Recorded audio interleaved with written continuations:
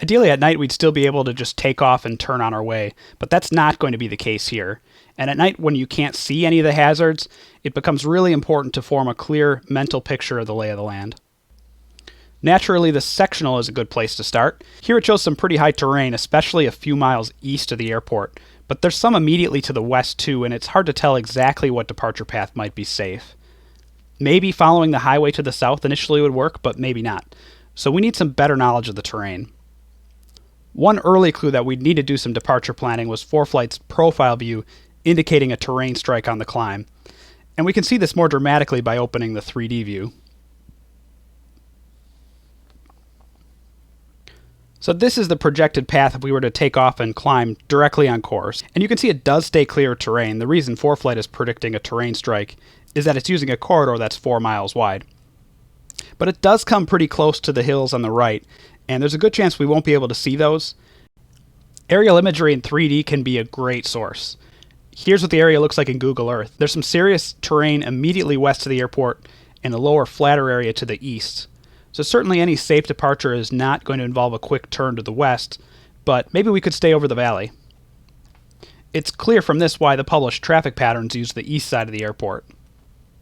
Now looking down the direction of our route, you can see the valley and you can see the highway that follows it.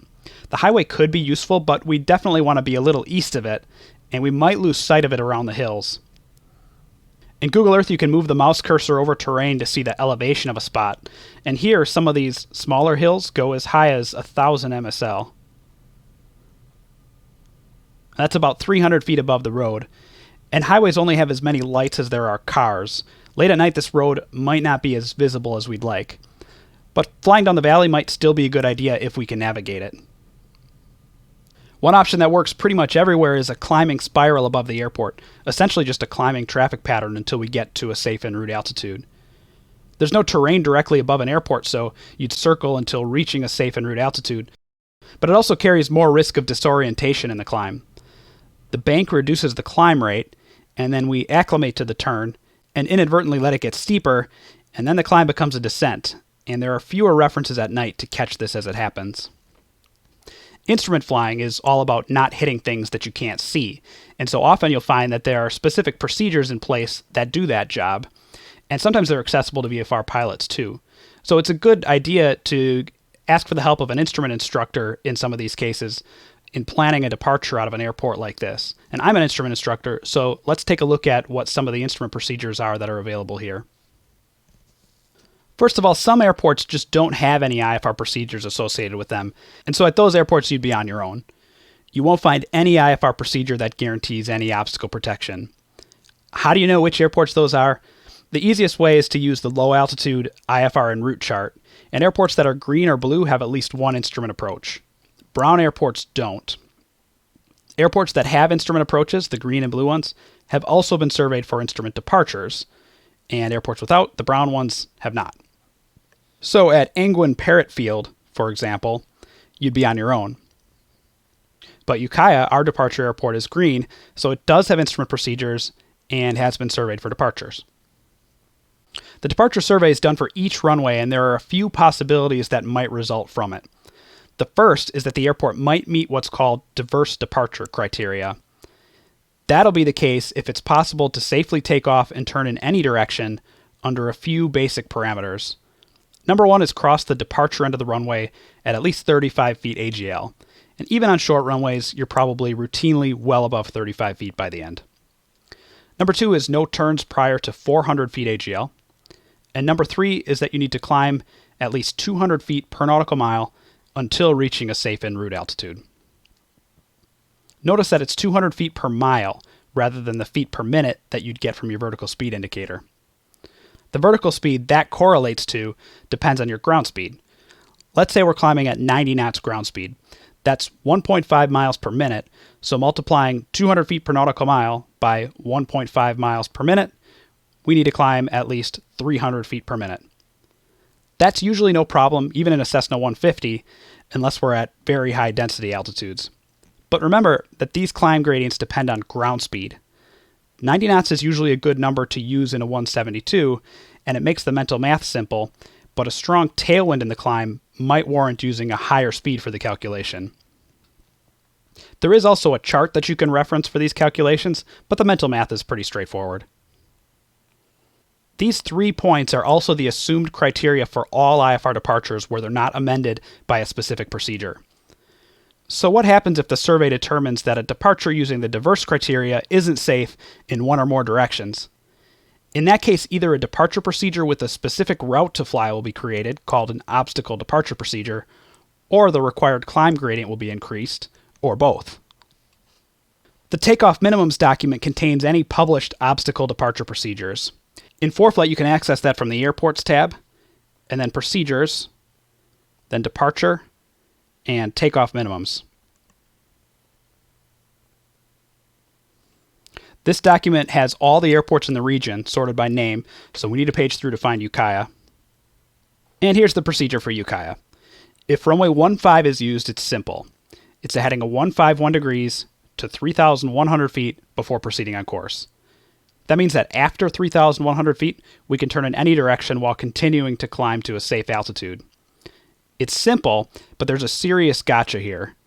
Runway 15 also requires a climb of at least 678 feet per nautical mile to 3,100.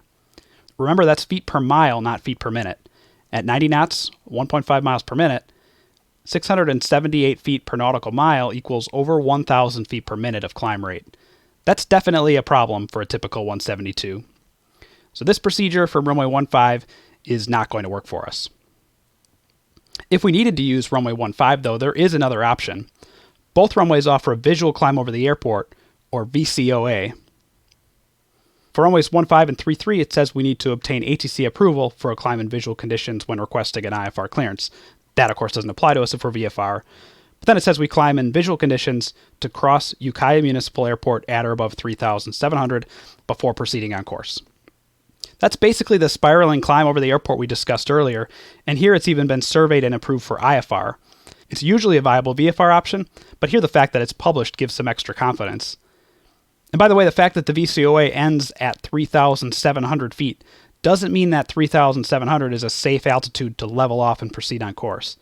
It only means that from that altitude over the airport, you can continue to climb in any direction while climbing at least 200 feet per nautical mile until reaching a safe altitude. The obstacle departure procedure from runway 33 is to climb on a 345 degree heading to 5,000 feet, and then make a left turn to cross the Mendocino VOR at or above 6,000 feet. The required climb there is 350 feet per nautical mile for the first 5,000 feet, or a little over 500 feet per minute at 90 knots ground speed. That's something I know this 172 can do. After 5,000 feet, you'd continue to climb at least 200 feet per nautical mile to a safe en route altitude. I like this option for its simplicity, and for the fact that it removes the need to maneuver in the dark near terrain while trying to keep the airport in sight. Sure, it takes us a little out of the way in the beginning and adds a few minutes to the trip, but I can live with that. The winds are light and do favor runway 33 tonight. If they didn't, it would be reasonable for a VFR flight to depart 15, turn around and get established on the downwind or over the departure end of 33, and then just join that 345 degree heading to 5,000 feet. And actually, it might not be necessary or even helpful to go to the Mendocino VOR. As we saw earlier, a direct heading towards Santa Rosa after the climb would probably keep us over lower terrain in the valley anyway. The maximum elevation figure in the area is 6,300, but that's for terrain way up in the northeast corner of the quadrant. There's nothing above 4,000 feet in the direction we'll be going. IFR departure design can sometimes require positive course guidance into the IFR en route structure, but we really have no reason to go to the Mendocino VOR.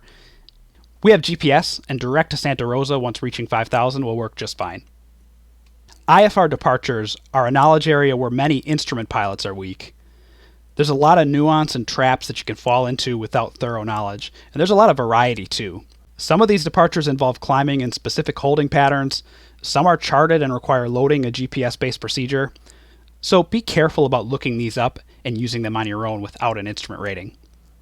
But some are simple, and if you came to me for help, I could tell you that a good plan here would be to climb on a 345 heading to at least 5,000 feet at best rate, and then make a left turn to either Mendocino or Santa Rosa while you continue to climb. And that should make sense in the context of your departure planning and terrain study. This procedure supplements what you already know from having looked at the terrain. For the arrival, ideally we'd just head straight for the airport, start a descent at the normal time, and everything would be fine. If you fly in the flatlands, this probably works 99% of the time. But how do you identify the other 1% where it is a problem? And if you fly where it's not flat, how do you deal with it?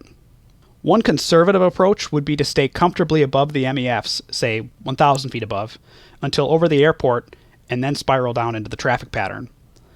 That's like the spiral climb above the airport we discussed as a departure option, but in reverse. It works, but it does leave you prone to disorientation like the spiraling departure, maybe even more so since an unconsciously increasing bank angle would lead to a steeper descent. The sectional chart doesn't appear to show any high terrain on the descent today, at least until after Westover, and that's a good start. ForeFlight's profile view agrees and shows what looks like an unobstructed arrival on a normal descent path today. I do most of my flying out of Wausau, Wisconsin. Wisconsin is flat, and a glance at the sectional might not raise any suspicions that Wausau is any different.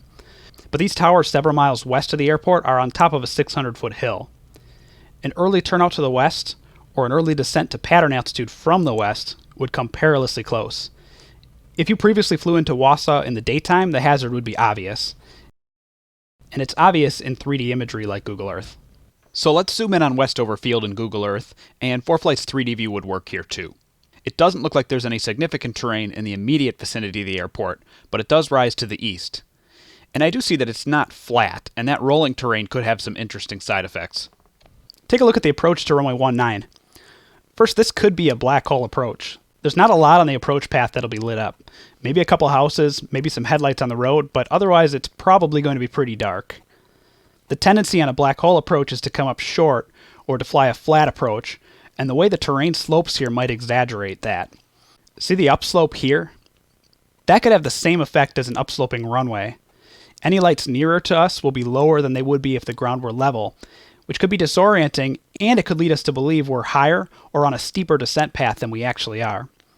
On top of that, the runway is smaller and narrower than usual, which also creates the illusion that you're higher than you actually are. So that's 3 things that we've identified that could contribute to a lower than normal approach. So how can we avoid that trap? A visual glide slope indicator would be great, so let's take a look at the chart supplement and see what we have. Runway 19 has a PAPI on the left, and it's set at 4 degrees. That's a full degree steeper than the standard 3-degree slope, which itself is a clue that there might be obstacles. It also means the descent required will be about 33% greater. Instead of 500 feet per minute, for example, it would be 665 feet per minute. There are also trees, or a tree anyway, short of the approach end, so let's not get below the PAPI guidance here. PAPIs typically only guarantee adequate obstacle clearance within 4 statute miles, or 3.4 nautical miles, of the touchdown zone, and to 10 degrees either side of center. It might be tempting to follow a PAPI in on a long, straight-in approach at night, but it might not offer any protection. And here there's another note that the PAPI is unusable beyond 5 degrees left of course. That's west of the airport where the terrain starts to rise. While PAPIs have some noteworthy limitations, this one will still be incredibly useful for evaluating our glide path on final. If you are going to make a long straight-in approach, it's good to know that every degree of glide path angle equals about 100 feet per nautical mile. A 4-degree slope then equates to 400 feet per nautical mile. So 1 mile from the runway, we should be 400 AGL, 2 miles at 800 AGL, 3 miles at 1200 AGL, and so on.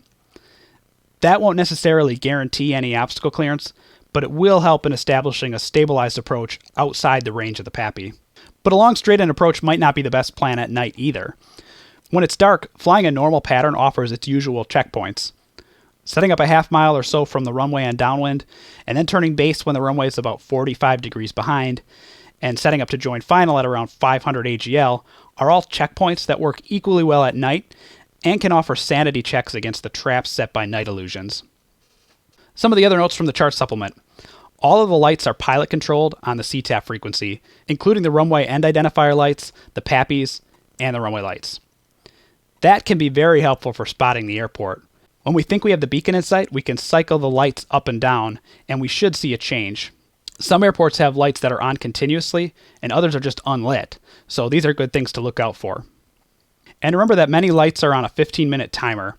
It's no fun to have them turn off just as you start to flare, so keying them back up when turning final is a good habit. Also, runway 19 is apparently the preferred runway here, so if winds are calm or there's a direct crosswind, that's what we'll use. But there's nothing regulatory about a note like that. If Runway 1's approach was simpler or less hazardous at night, you'd be well within your rights to use it, preferred or not. There's some other tricks for helping to align with a runway at night that involve using the GPS, and we'll see some of those on the flight. So let's go flying.